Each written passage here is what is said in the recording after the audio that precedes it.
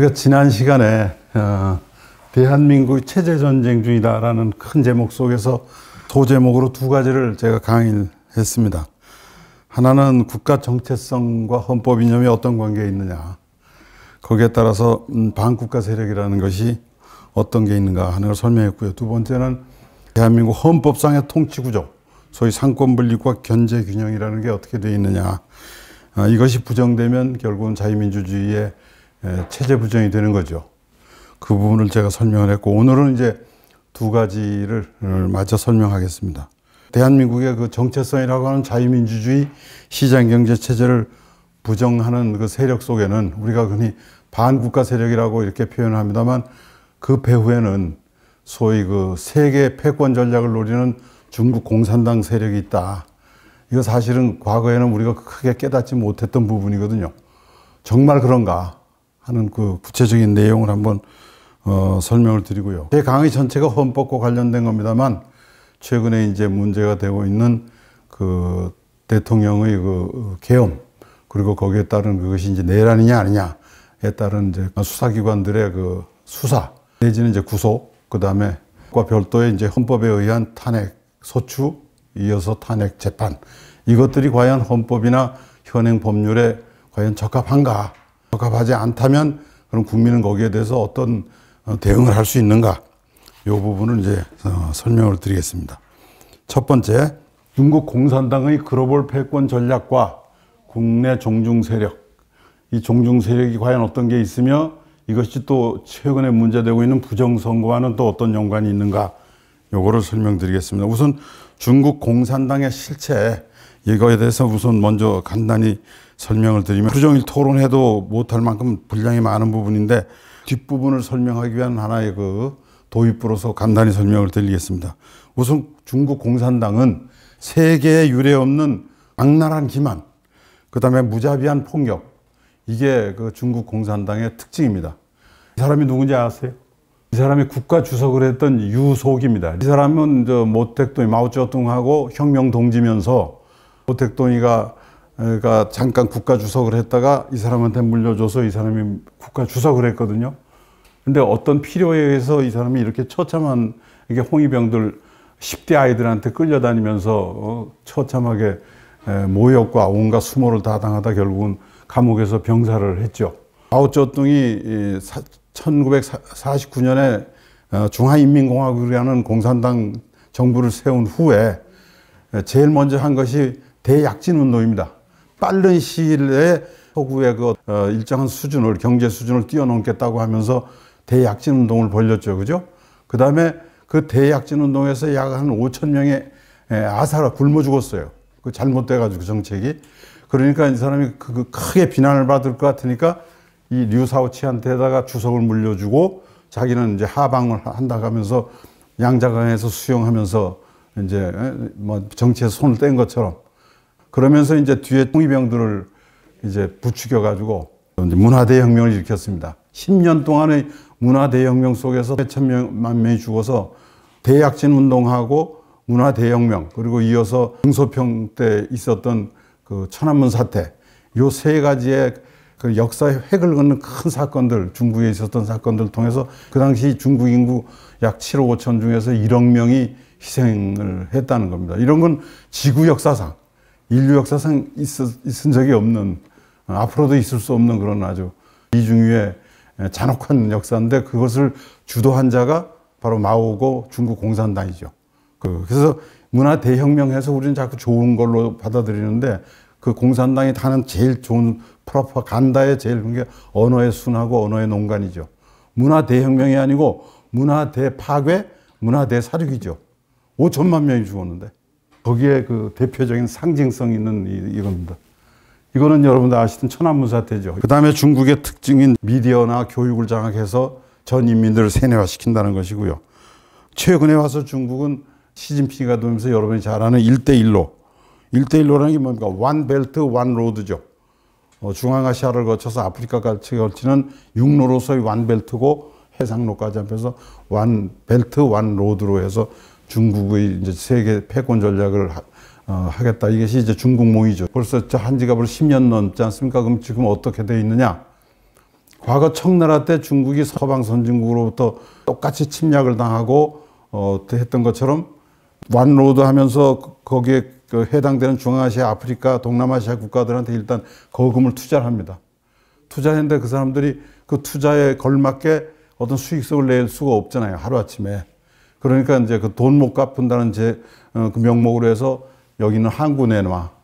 여기는 뭐 땅 내놔. 이래가지고 거기다가 저그들이 기지를 만들어서 미얀마 같은 나라, 대표적인 나라인데 그쪽에 이미 저그들이 항구 정부를 옛날에 영국한테 당했듯이 홍콩, 마카오 이런 것 당했듯이 이제 조차지 비슷하게 해서 저그들의 전진 기지로 삼고 있는 거죠. 1대1로 정책이라는 게 바로 후진국을 도우는 정책인 것처럼 위장을 해놓고 사실은 저그들이 근데 이 1대1로 정책에 문재인이가 우리도 함께 하겠다라고 자진 헌납한 적이 있는 거 여러분들 기억하실 겁니다. 그 다음에 이제 남중국해 전체에다가 인공섬까지 만들면서 필리핀서부터 남태평양 쪽을 저그들의 이제 말하자면 나발이로 삼겠다 하는 그런 정책을 하면서 이제 해군력을 엄청 강화시켰죠. 그래서 중국 건국 100주년이 기념되는 2049년도에는 세계 제1의 국방력을 가진 나라로 이제 굴기를 하겠다 하는 겁니다. 외교 정책에서 과거는 등소평 때만 해도 도광양해라고 그래서 겉으로 빛은 숨기고 속으로 내시 힘을 키우겠다는 정책이었는데 시진핑이가 와가지고는 이제 대국 굴기 해가지고 이제는 빛을 숨길 필요 없다. 적극적으로 강하게. 그래서 소위 늑대 외교, 그 WWT라는가, 이제 울프 워리어 디플로머시 해가지고 이제 전랑 외교요, 뭐 무슨 늑대 외교 해가지고 외교부에 과장급밖에 안 되는 놈이 대사로 와가지고 윽박지르지 않습니까? 친미 정책만 강조하다 보면 언젠가 너희들 크게 후회할 거다. 뭐 이런 식으로 대놓고 공개적으로 얘기하고 왕이 같은 그 외교부장 놈은 상대방 국가 원수를 만날 때도 악수하면서 한 손으로 어깨 툭툭 치고 이런 아주 개인 대 개인으로 봐도 용납이 안 되는 시건방진 짓을 국가 외교 무대에서 그냥 마음 놓고 하는 겁니다. 이게 바로 전랑 외교의 하나의 상징이죠. 지난번에 그 코로나 한참 심할 때도 그 WHO에 제일 많이 투자한 게 중국이거든요. 그래가지고 저들 사무총장을 저 사람으로 만들어 놓고는 우한 코로나라는 말도 못하게 만들고 지금도 그 발병원이 어딘가를 국제기구에서 조사하려고 그러면 전부 차단하고 또 WHO는 그거에 대해서 굉장히 소극적인 태도를 취하고 이게 모두 전랑 외교의 하나 상징입니다. 그다음에 이제 글로벌로 이제 미디어나 문화를 장악하는 거죠. 대표적인 게 헐리우드에 엄청난 차이나머니를 투자해가지고 영화나 이런 애니메이션 같은 것들을 거의 중국화시키고 거기에 주인공이나 뭐 이런 것들이 전부 중국 그 캐릭터고 말이죠. 그 다음에 이제 어느 정도 저들이 살이 찌워지고 자신이 생겼으니까 이제 마지막으로 하는 게 그 나라의 정책에 개입하는데 정책에 개입하기 위해서는 그 자기들 편이 그 안에 공무원들이 많아야 될 거 아닙니까? 정치인들이. 그러기 위해서 제일 필요한 게 이제 선거죠. 그래서 대표적으로 중후진국 선거는 말할 것도 없고 예컨대 캐나다 같은 거, 호주 같은 나라 같이 선진국에도 선거에 개입하면서 지금 캐나다 같은 경우는 캐나다 그 연방 수사국이 지금 수사하고 있지 않습니까? 열 몇 개 지역구로 중국인들이 이제 친중 사람들을 당선시키는데 중국이 개입했다라는 혐의를 가지고 이제 지금 하고 있는 겁니다. 중국은 지금 최근에 뭐 얼마 전에 우리가 잘 개념이 좀 낯선 하이브리드 전쟁이라는 얘기를 윤 대통령도 최후변론에서 그런 말을 한 적이 있고 이제 언론에서 가끔 보도가 되는데 하이브리드 전쟁이 바로 그겁니다. 옛날엔 무기에 의한 전쟁에 의한 전쟁을 했는데 지금은 심리전이라든지 가짜뉴스에 의한 홍보전이라든지 심지어는 마약을 뿌려가지고 사람들을 혼란케 하는 마약전이라든지 하여간 그 나라를 망가뜨릴 수 있는 모든 수단 방법은 다 동원하는 거죠. 그래서 이걸 초한전이라고 그럽니다. 우리가 우리 포럼에서 다음 시간에 우리가 이거 할 건데 이 초한전이라는 책을 가지고 강의할 건데 이 책에 보면 중국이 중국몽을 실현하기 위해서 어떤 수단 방법으로서 전쟁을 하는가 무기에 의한 전쟁 아닌 다른 어떤 전쟁에 의해 하는가 하는 걸 자세히 써놓은 책입니다. 이 초한전. 선거에 개입하는 것. 이것이 바로 초한전의 대표적인 하나의 전술이죠. 그래서 중국은 지금 중국 공산당이라는 걸 이만큼 지금 세계 패권 전략에 의해서 전 세계, 뭐 그 멀리에 있는 캐나다, 호주까지 손을 뻗쳤다는 것은 바로 그 밑에 있는 대한민국은 과연 그로부터 자유로울 수 있는가? 자유롭기는커녕 오히려 가장 심하게 개입하고 있는 나라 중에 하나라는 것은 아무리 좌파로 이거는 부정하지 못할 거다. 그렇지 않습니까? 중국이 지정학적으로 볼 때 이 한반도의 중요성이 얼만큼 저들한테 중요한데 지금 얘기한 그런 각종 전략 전술을 쓰지 않았을 리가 있겠는가? 그러면 우리나라에 그러면 구체적으로 어떻게 중국이 지금 마술을 뻗치고 있는가에 대해서 조금 이해를 쉽게 하기 위해서 우선 홍콩을 어떻게 접수했는가를 한번 봅시다. 이게 지금 홍콩이 이제 중국하고 민주화 투쟁을 하는 이 모습입니다. 홍콩이 이제 그 영국에 조차가 된 후 1997년도에 다시 협의를 해서 반환을 했잖아요. 반환을 하면서 거기에 이제 서로 약속을 한 게 적어도 앞으로 50년 동안, 그러니까 2047년까지는 일국 양체제로 해서 홍콩은 그때까지만 모든 시스템과 문화와 법 체제가 영국식이었지 않습니까? 영국 체제인 대로 놔둔다. 50년 후, 그러니까 한 두세 대 정도 바뀐 후에는 뭐 자연스럽게 중국으로 녹아 들어가던 건 자기네들의 선택의 문제지만 적어도 50년 동안은 한다라고 약속을 해놓고 반환을 했단 말입니다. 근데 반환한 그 다음 해부터 중국은 택도 아닌 소리 마라. 이게 좀 영국한테 네가 뭔데? 이건 원래 우리 건데. 이건 우리가 마음대로 할 거야.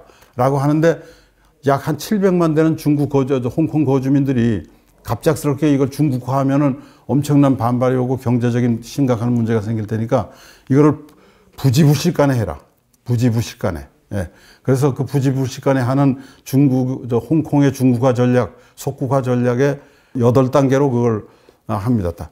1단계, 2단계에서부터 단계적으로 한 것도 있고 그 단계를 혼용해서 하기도 했는데 8단계로 중국이 이제 속국화하는 전략을 했죠. 1단계는 중국 사람들을 대거 홍콩에 이주시킨다. 두 번째는 이 입법원, 우리로 말하는 국회죠. 홍콩 국회에 친중 인사들을 대거 포섭한다. 3단계는 미디어 언론이나 이런 걸 통해서 문화 공정을 한다. 네 번째 단계는 중국 기업을 홍콩에 대량 진출시켜서 아주 값싼 중국 상품을 일상화시켜가지고 홍콩 사람들로 하여금 그냥 중국이나 홍콩이나 같은 것이다 라게 만든다는 겁니다. 그 다음에 5단계는 친중 정치인, 시민단체, 언론 이런 걸 동원해서 중국의 내부 분열을 일으킨다. 홍콩에. 그 다음에 6단계는 본격적으로 이제 홍콩도 각종 선거를 합니다. 선거를 개입해서 이제 그들로 하여금 정책도 이제 개입을 하는. 그 다음에 반영, 영국에 관한 여러 가지 이제 문화라든가 이런 것에 대한 반영 정서를 이제 일으켜가지고 결국은 7단계에서는 하나의 중국, 하나의 민족이란 프레임을 확대하면서 스스로 홍콩이 스스로 우리가 따로 있을 필요가 뭐 있는가. 그냥 하나로 하자. 그래서 일국 이체제가 아니고 일국 일체제로 하자. 이렇게 8단계에 걸쳐서 해가지고 결국은 굉장히 강한 민주화 투쟁이 있었음에도 불구하고 마침 코로나가 오면서 집회를 못하게 하는 걸 그걸 계기로 해서 완전히 그냥 감아 먹어버렸죠. 지금은 홍콩은 완전히 중국이 돼버렸지 않습니까? 요 8단계에 비춰서 홍콩이 거의 영국과 다름없었던 세계적으로 그야말로 동양의 진주라고 불렀던 어떻게 보면 낙원이었지 않습니까? 모든 면에서의 낙원이 있는데 그 낙원과 같은 홍콩이 지금 거의 음습한, 아무도 관광 가고 싶지도 않고 거기가 사업하고 싶지도 않은 음습한 도시가 돼버린 그 8단계 과정을 그럼 우리하고 한번 대비해 봅시다. 우리하고. 1단계. 중국 출신 사람들이 홍콩에 대거 이주한다는 1단계를 보면은 우리나라에 현재 보면 유학생이 얼마나 와 있을 것 같습니까? 지금 외국 유학생이 우리나라에 10만 명이 와 있거든요. 그 중에 6만 5천 명이 중국 사람입니다. 그 다음에 소상공인이나 서민 상권, 영등포 도림동에만 있는 게 아니고 웬만한 이 서울 그 근처에 재래시장 있지 않습니까? 거기에 생선 가게 하는 사람들, 3D에 해당하는 업종에 종사하는 사람들, 중국 사람이 엄청 많다는 겁니다. 그리고 중국 사람이 하는 가게에는 반드시 조선족 내지 조선족도 국적은 중국이니까요. 중국 사람들이 종업원으로 근무를 하는 거죠. 얼마나 있을 것 같습니까? 출입국 관리소에서 파악한 것만 110만 정도 왔다는 거죠. 예. 그러니까 홍콩에 썼던 중국 사람을 대거로 진출시킨다는 그 전략이 우리나라에도 실행하고 있다는 증거죠. 2단계는 뭡니까? 홍콩 입법원 내 친중 의원을 대량으로 포섭한다. 근데 우리나라 국회에 지금 한중 의원 연맹이라고 해가지고 보통 국회는 국가마다 그게 협의회가 있어요. 뭐 한일 의원 협의회, 뭐 한미 의원 협의회. 그 협의회 차원에서 그냥 뭐 아무 별 의미가 없고 활동도 없거든요. 그냥 그렇게만 놓은 거죠.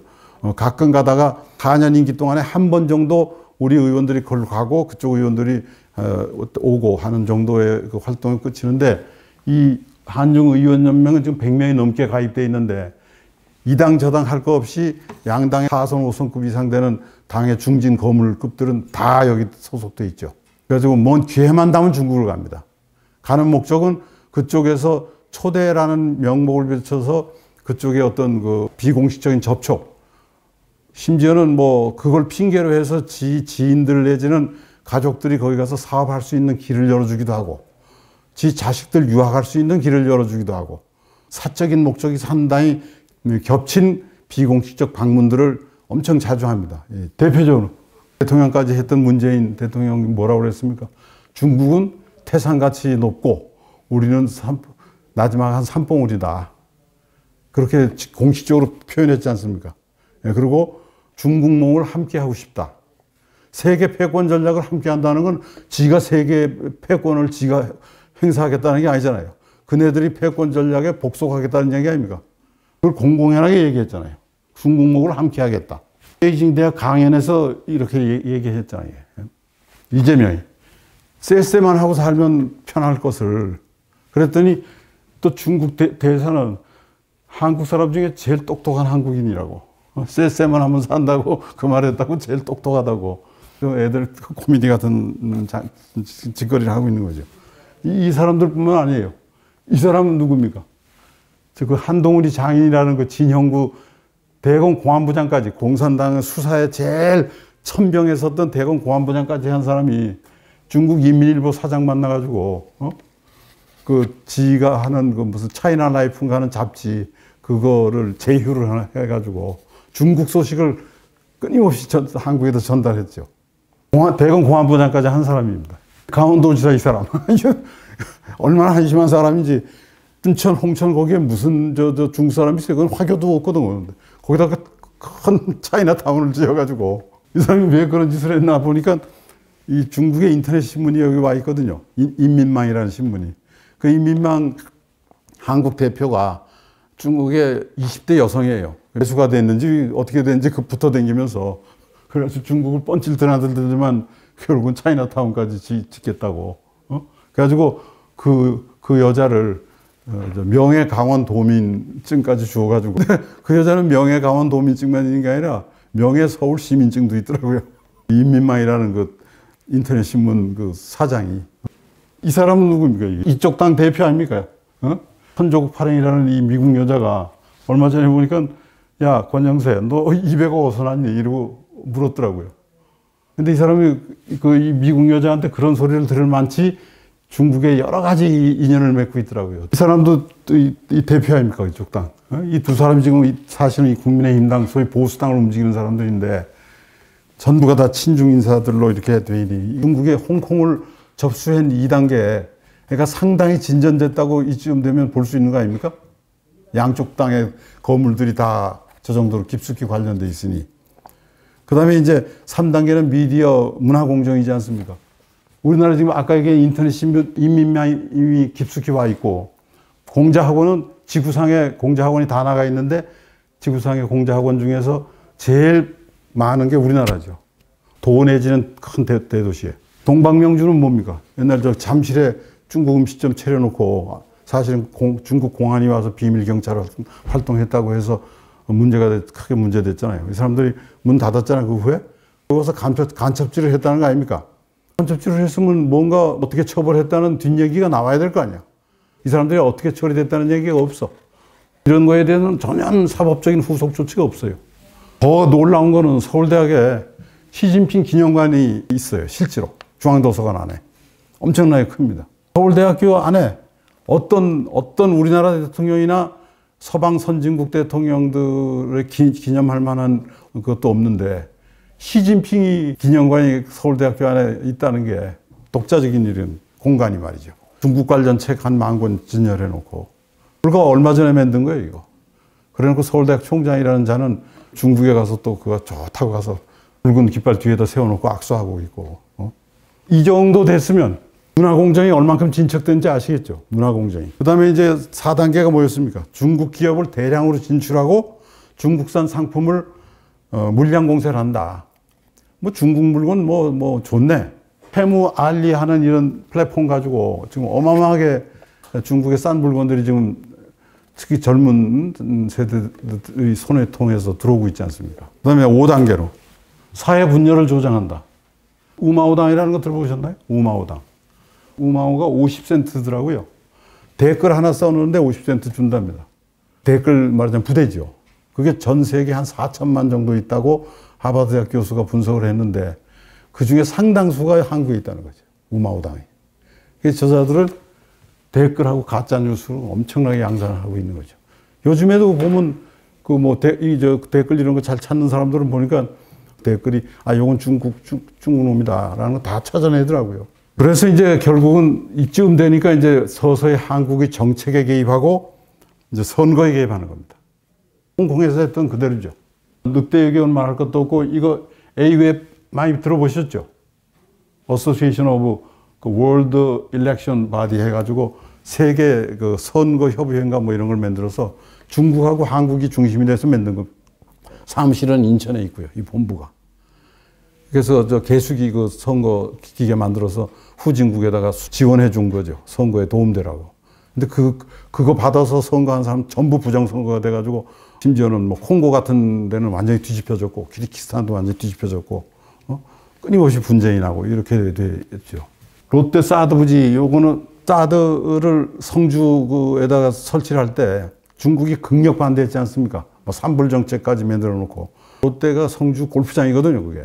근데 그 위치가 가장 이제 그걸 설치하기 좋다고 해서 거기다 이제 했는데 롯데는 사실 그걸 1,000억 넘겨 들여서 그걸 만든 골프장인데 군에다가 사드 부지에 쓰라고 줄 수가 없잖아요.